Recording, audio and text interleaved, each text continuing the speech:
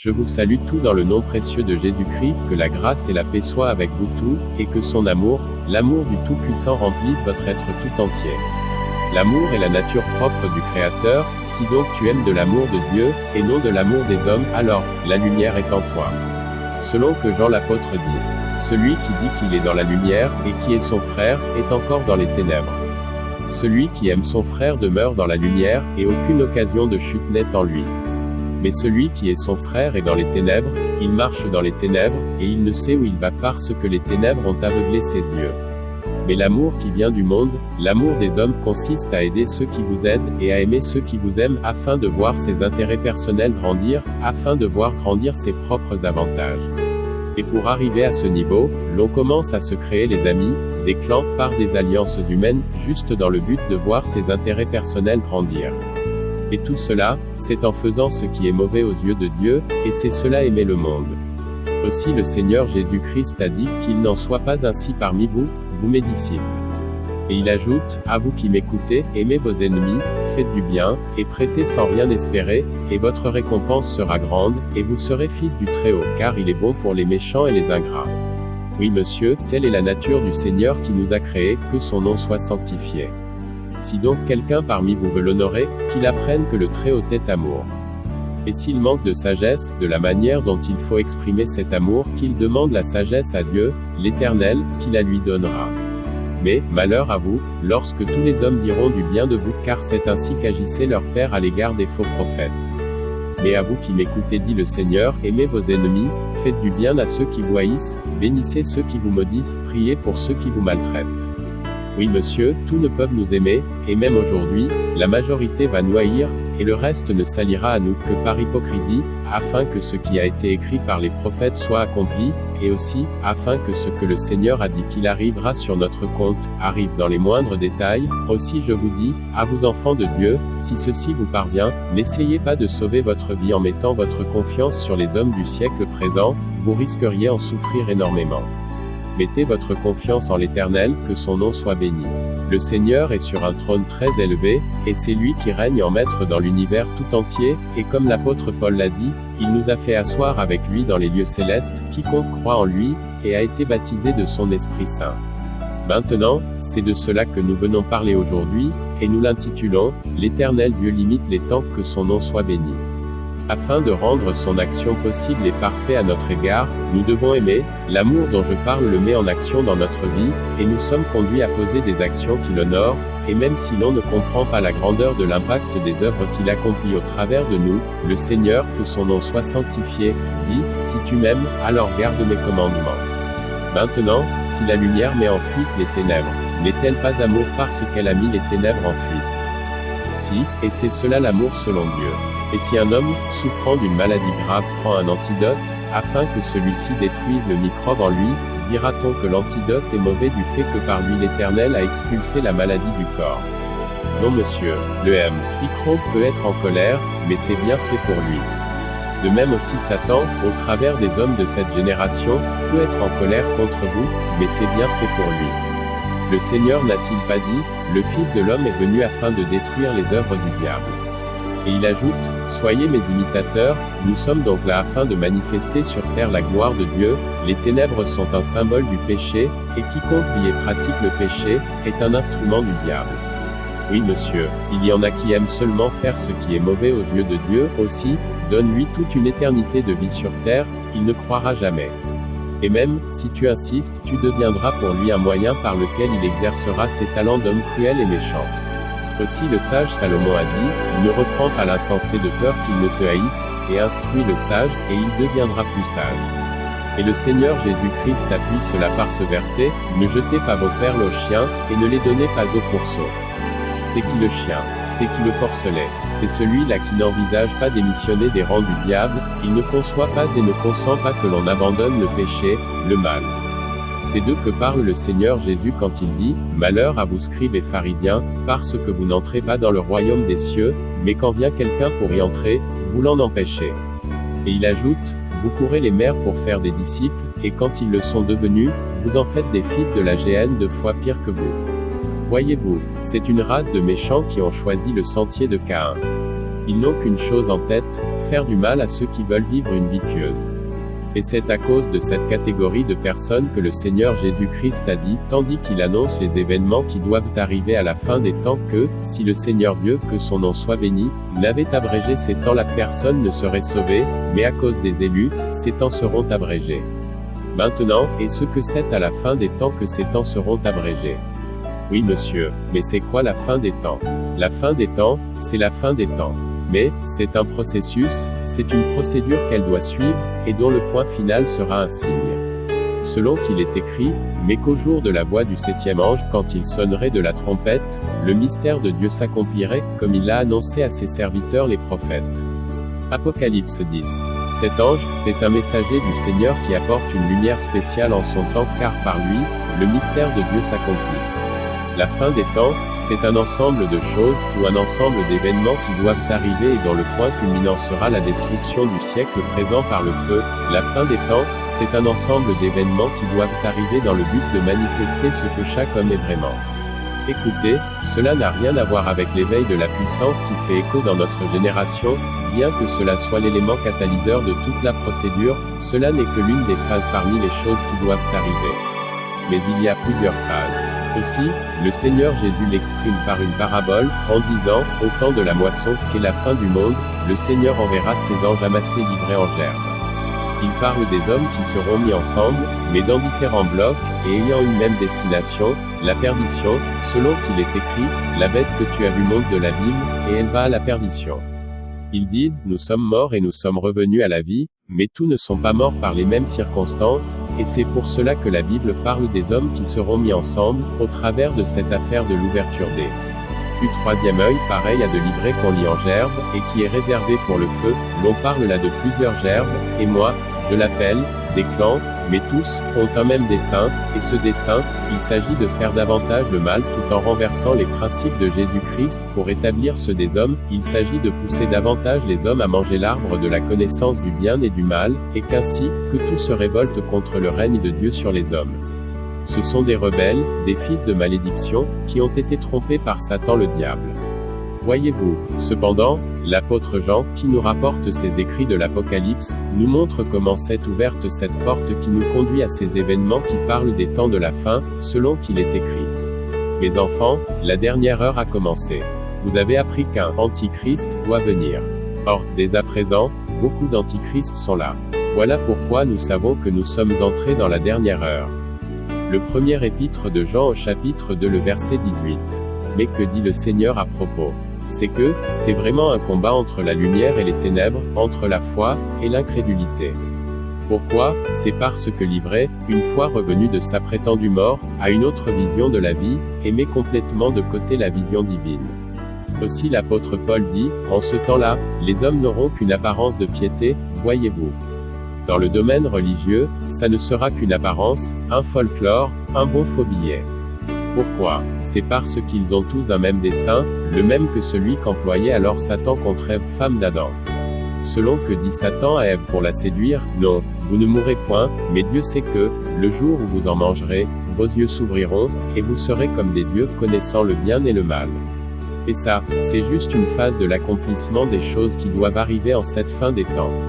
La deuxième phase consistera à la révélation des fils de Dieu, selon qu'il est écrit, après cela, amassez le blé dans mon grenier. Nous appartenons au Seigneur Jésus-Christ, et nous marchons selon le programme du Seigneur, et tout ce qui peut nous arrive selon sa volonté. Aussi, n'appartient à Dieu que celui qui met de côté sa science, afin d'épouser la science et la philosophie de Jésus-Christ. Et il a dit que celui qui veut me suivre, qu'il se charge de sa croix chaque jour, et qu'il me suive. Maintenant, lisons ici quelque chose. Vous avez entendu que je vous ai dit, je m'en vais et je reviens vers vous, si vous m'aimiez, vous vous réjouiriez de ce que je vais au Père car le Père est plus grand que moi. Jean 14. Où est allé le Seigneur? Et pourquoi est-ce qu'il dit, cela vous est avantageux? Il est monté vers le Père, une dimension supérieure à la nôtre, où il défend mieux les valeurs de la justice, la droiture et la vérité, où il est Seigneur des seigneurs, et organise tout pour le bien de ceux qui suivent ses traces sur terre. N'a-t-il pas dit, si vous m'aimez, alors gardez mes commandements, pourquoi? c'est que l'œuvre qu'il accomplit dans cette autre dimension, est vraiment fondée sur la vérité, et quiconque marche dans le mensonge et la duplicité, se fera très vite anéanti et exterminé. Mes très chers frères et sœurs dans le Seigneur, là est notre refuge, là est notre sagesse et notre force, car c'est en gardant ses commandements, et surtout en les mettant en pratique que nous serons à ses yeux des hommes prudents et sages. Écoutez, c'est pas en vain qu'il est écrit que le Seigneur se tient à la droite du Père. Être à la droite de quelqu'un, c'est défendre les intérêts de la personne. Puisque Dieu est juste, et qu'il a fait toutes choses dans la justice, il fallut donc un juge afin que, par lui, la justice de Dieu soit accomplie, afin que ceux qui détruisent ce que l'Éternel a fait, aient mis à la disposition de l'homme, et qui l'ont détruit par leur méchanceté, qu'ils soient à leur tour détruits. Selon qu'il est écrit, ceux qui détruisent la terre seront aussi détruits. Mais nous, si nous nous mettons du côté du bien, serions-nous dans la crainte ou dans l'assurance? Il est certain que, nous sommes pleins d'assurance malgré les turbulences de la vie à cause de Jésus-Christ qui nous fortifie. Et quand le malade prend son antidote, qui est ce qui est craintif? Le malade ou le microbe? Il est certain que, l'espérance du malade croît, tandis que le microbe, lui, est vraiment en panique parce qu'il voit sa fin venir. Voyez-vous, n'est-ce pas le Seigneur Jésus-Christ qui dit: Cependant je vous dis la vérité, il vous est avantageux que je m'en aille, car si je ne m'en vais pas, le Consolateur ne viendra pas vers vous, mais, si je m'en vais, je vous l'enverrai. Et quand il sera venu, il convaincra le monde en ce qui concerne le péché, la justice et le jugement. En ce qui concerne le péché, parce qu'il ne croit pas en moi.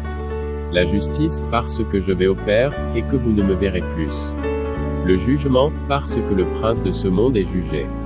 Aussi le Seigneur Jésus-Christ dit, le Père ne juge personne, mais il a remis tout jugement entre les mains du Fils. Voyez-vous, c'est un Père aimant, et Éliou, dans le livre de Job, dit à son compte, c'est en vain que l'on crie, Dieu n'écoute pas, le Tout-Puissant n'y a point égard. Bien que tu dises que tu ne le vois pas, ta cause est devant lui, attends-le. Mais parce que sa colère ne sévit pas encore, ce n'est pas à dire qu'il est peu souci du crime. Dieu est puissant, mais il ne rejette personne.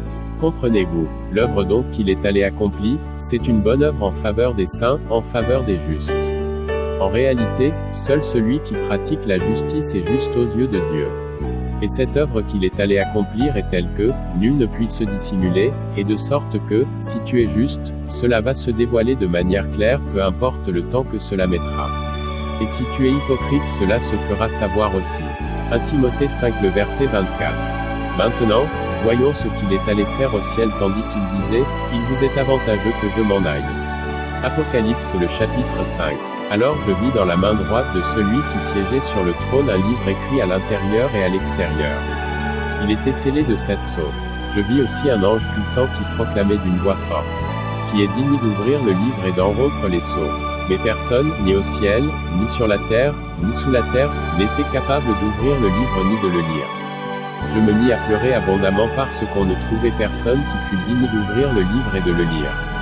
Alors l'un des vieillards me dit, ne pleure pas, voici, il a remporté la victoire, le lion de la tribu de Juda, le rejeton de la racine de David, pour ouvrir le livre et ses 7 sceaux. Alors je vis, au milieu du trône et des 4 êtres vivants et au milieu des vieillards, un agneau qui se tenait debout. Il semblait avoir été égorgé. Il avait 7 cornes et 7 yeux, qui sont les 7 esprits de Dieu envoyés par toute la terre. L'agneau s'avança pour recevoir le livre de la main droite de celui qui siégeait sur le trône. Lorsqu'il eut pris le livre, les 4 êtres vivants et les 24 vieillards se prosternèrent devant l'agneau. Ils avaient chacun une harpe et des coupes d'or remplies d'encens qui représentent les prières de ceux qui appartiennent à Dieu. Et ils chantaient un cantique nouveau. Oui, tu es digne de recevoir le livre, et d'en briser les sceaux, car tu as été mis à mort. Et tu as racheté pour pur Dieu, par ton sang répandu, des hommes de toute tribu, de toute langue, de tout peuple, de toutes les nations. Tu as fait d'eux un peuple de rois et de prêtres, au service de notre Dieu, et ils régneront sur la terre. Puis je vis, et j'entendis la voix d'anges rassemblés en grand nombre autour du trône, des êtres vivants et des vieillards. Ils étaient des milliers et des millions de millions. Ils disaient d'une voix forte, il est digne, l'agneau qui fut égorgé, de recevoir la puissance, la richesse et la sagesse, la force et l'honneur, et la gloire et la louange. Et toutes les créatures dans le ciel, sur la terre, sous la terre et sur la mer, tous les êtres qui peuplent l'univers, je les entendis proclamer. À celui qui siège sur le trône, et à l'agneau, soit louange et honneur, gloire et puissance, pour toute éternité. Les 4 êtres vivants répondaient, Amen, et les vieillards se prosternèrent et adorèrent. Voyons à présent Apocalypse le chapitre 6. Puis je vis l'agneau ouvrir le premier des 7 sceaux et j'entendis l'un des 4 êtres vivants dire d'une voix de tonnerre. Viens, et je vis venir à cheval blanc. Son cavalier était armé d'un arc. Une couronne lui fut donnée, et il partit en vainqueur et pour vaincre. Quand l'agneau ouvrit le 2e sceau, j'entendis le 2e être vivant dire. Viens, un autre cheval sortit, il était rouge feu. Son cavalier reçut le pouvoir de bannir la paix de la terre pour que les hommes s'entretuent, et une grande épée lui fut donnée. Quand l'agneau ouvrit le 3e sceau, j'entendis le 3e être vivant dire. Viens, et je vis venir à cheval noir. Son cavalier tenait une balance dans la main. Et j'entendis comme une voix venant du milieu des 4 êtres vivants, elle disait. 1 litre de blé au prix d'une journée de travail et 3 litres d'orge pour le même prix. Quant à l'huile et au vin, épargne-les.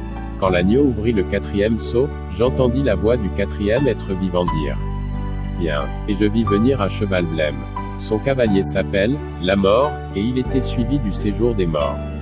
Il leur fut donné le pouvoir sur le quart de la terre de faire périr les hommes par l'épée, la famine, les épidémies et les bêtes féroces.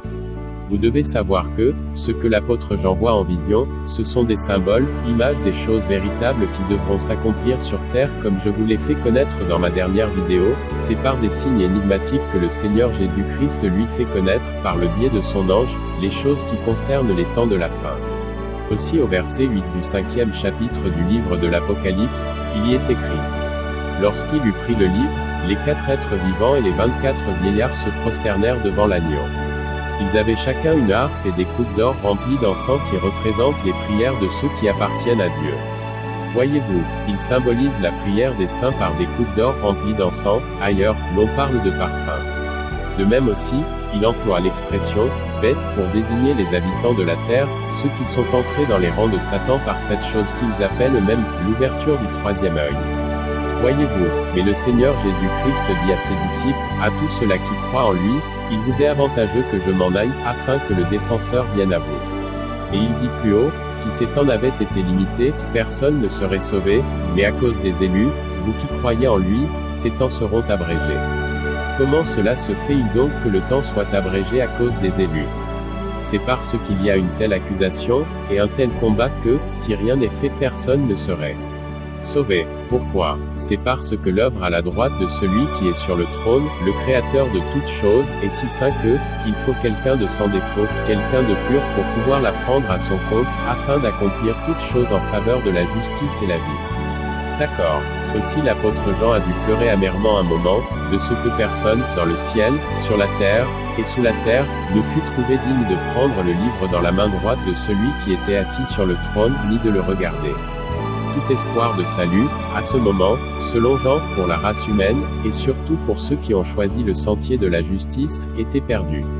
Pourquoi? C'est parce que tout était là-bas, pour le compte de la terre et ses habitants, dans la main droite de celui qui était assis sur le trône, il fallut donc quelqu'un de digne, afin que par lui, la terre et ses habitants soient arrachés comme par le feu.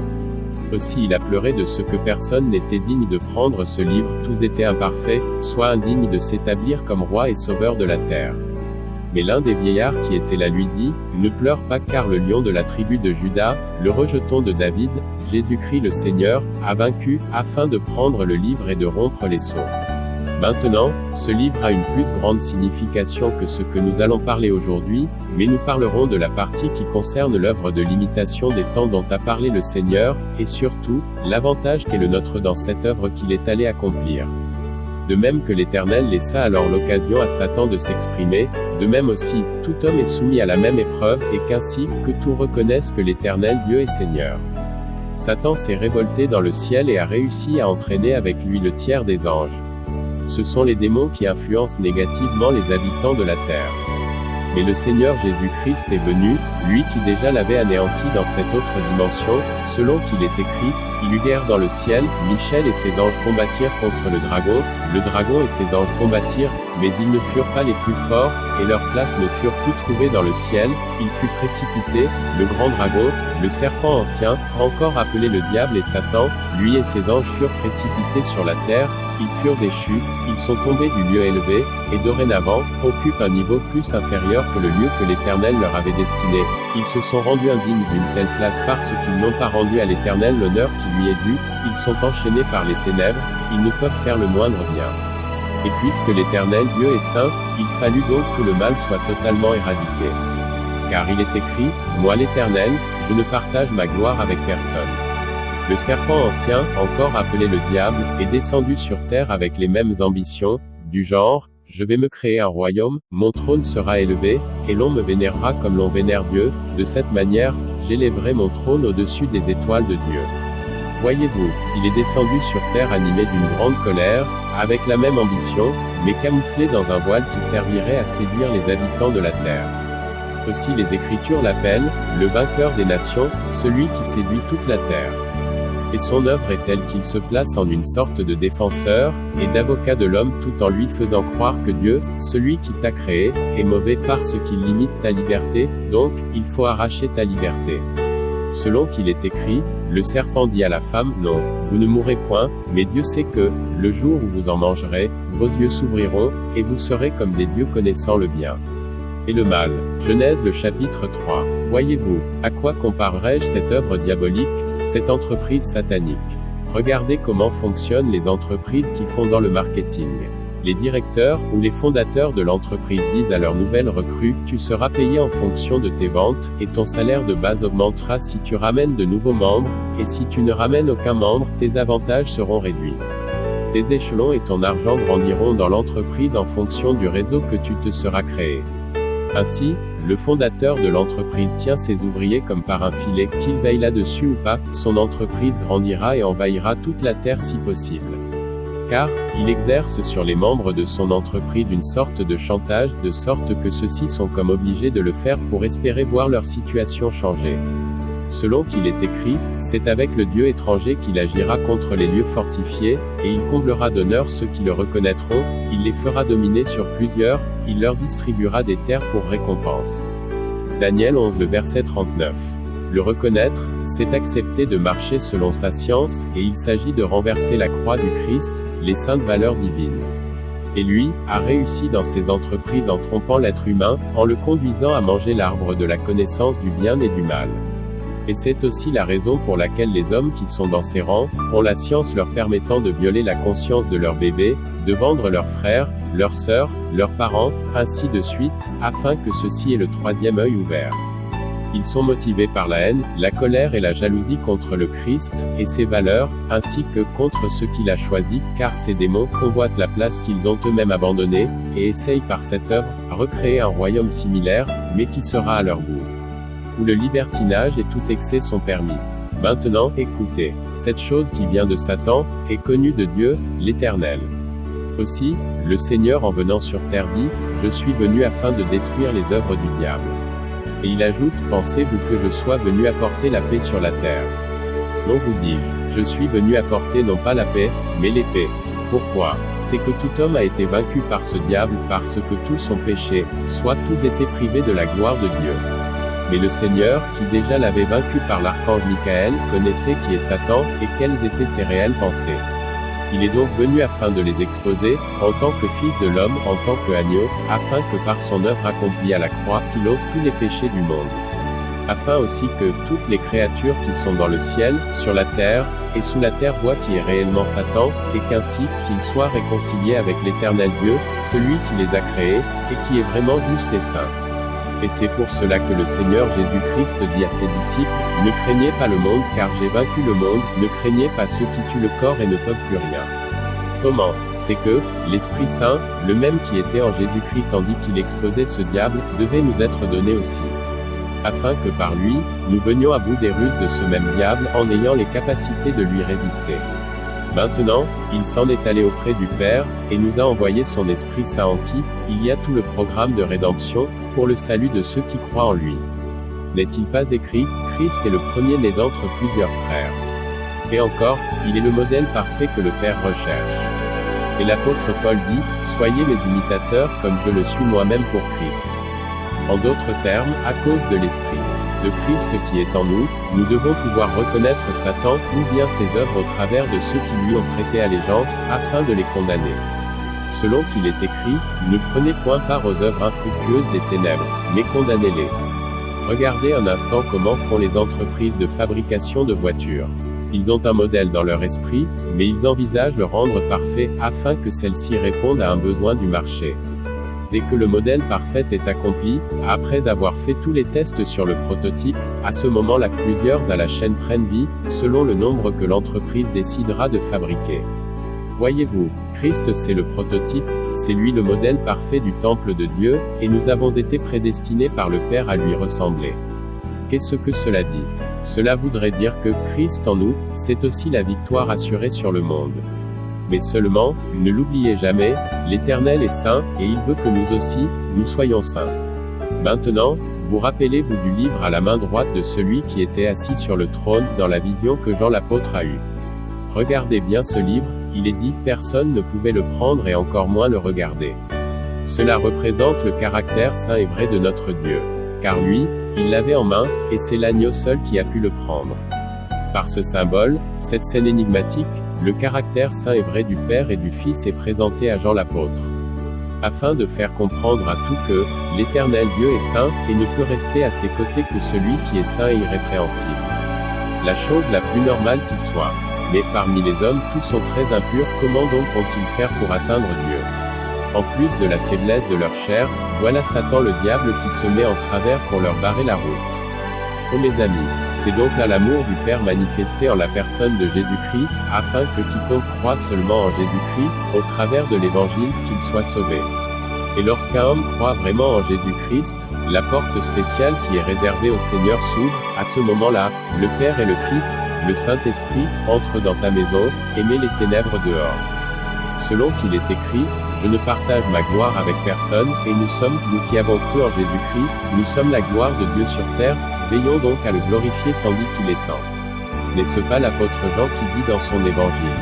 Jésus-Christ dit, je me sanctifie moi-même pour eux, afin qu'eux aussi soient sanctifiés par la vérité. Ce n'est pas pour eux seulement que je prie, mais encore pour ceux qui croiront en moi par leur parole, afin que tout soit un comme toi, Père, tu es en moi, et comme je suis en toi, afin qu'eux aussi soient un en nous, pour que le monde croie que tu m'as envoyé. Je leur ai donné la gloire que tu m'as donnée, afin qu'ils soient un comme nous sommes un, moi en eux, et toi en moi, afin qu'ils soient parfaitement un, et que le monde connaisse que tu m'as envoyé et que tu les as aimés comme tu m'as aimé. Jean 17 de 19 à 23. Voyez-vous, à présent, vous comprenez que nul ne peut aller au Père par ses propres efforts, et quiconque le pense, qu'il sache que, c'est peine perdue d'avance. Le Seigneur n'est pas descendu en vain, s'il est venu, c'est parce qu'il savait que nul ne le peut. Aussi, je vous invite à croire en Jésus-Christ comme celui-là qui peut vous sauver, vous à qui cette vidéo parviendra, et qui voulait être sauvé, car il n'a été donné aux hommes aucun autre moyen par lequel ils doivent être sauvés. Tout autre moyen n'est que mensonge, et ruse du diable. Maintenant, le monde doit connaître que Jésus-Christ est Seigneur, et que c'est le Père qui l'a envoyé. Mais comment connaîtront-ils que Jésus-Christ est Seigneur, eux qui ne croient pas en lui? Eux cependant qu'ils insultent chaque jour par leurs mauvaises œuvres, ces actes criminels et blasphématoires dans lesquels ils prennent plaisir. En fait, c'est par un ensemble d'événements qui auront leur impact sur terre tandis qu'ils seraient en train d'ouvrir le livre saint qui se trouve dans la main droite de celui qui était assis sur le trône. Afin de prédire comment ces choses se manifesteront sur la terre, voici ce que le Seigneur Jésus-Christ dit.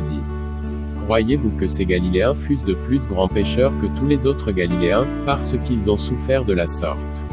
Non, je vous le dis, mais si vous ne vous repentez, vous périrez tous également. Ou bien, ces 18 personnes sur qui est tombée la tour de Siloé et qu'elle a tué, croyez-vous qu'elles fussent plus coupables que tous les autres habitants de Jérusalem? Non, je vous le dis, mais si vous ne vous repentez, vous périrez tous également. Luc 13 de 2 à 5. Qu'est-ce que cela veut-il dire? Cela sous-entend que, ceux qui croiront en Jésus-Christ au travers de l'Évangile, ils échapperont à ces choses qui surviendront sur la terre. Comment? C'est que le monde doit savoir que c'est pas du jeu, et que quiconque ne croit pas en lui est déjà condamné, parce que le prince de ce monde a été jugé, puis condamné. Comment donc? c'est qu'il y a une œuvre, dont l'origine est depuis le ciel, et qui a son impact parmi les hommes, c'est une œuvre terrible, qui est semblable à un vent impétueux, et qui contamine tout sur son passage. Cette œuvre-ci ne fait pas de distinction entre grand et petit, entre riche et pauvre, entre esclave et libre, non monsieur. C'est une œuvre impitoyable, et n'aura la vie sauve que ceux qui auront aspergé le sang de l'agneau à leur maison.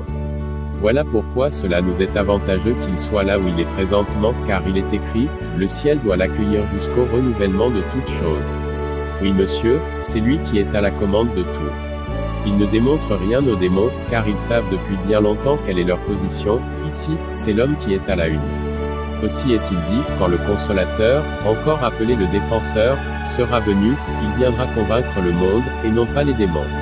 Il convaincra le monde, ceux qui refusent de croire en lui, il le convaincra en ce qui concerne le péché, la justice et le jugement. Jean 16 le verset 8.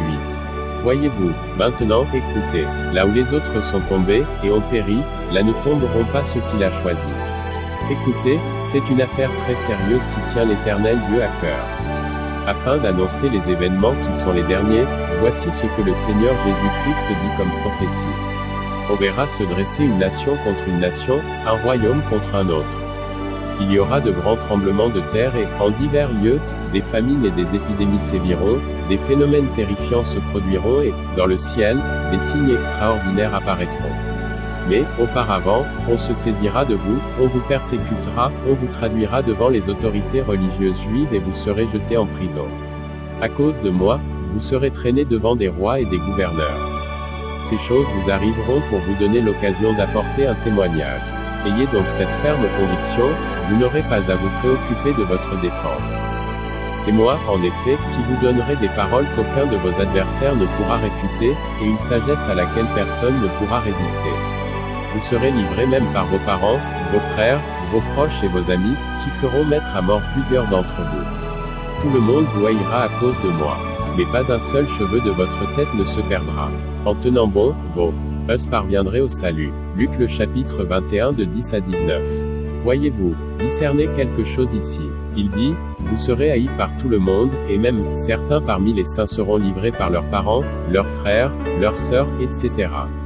De quelle livraison parle-t-il ici?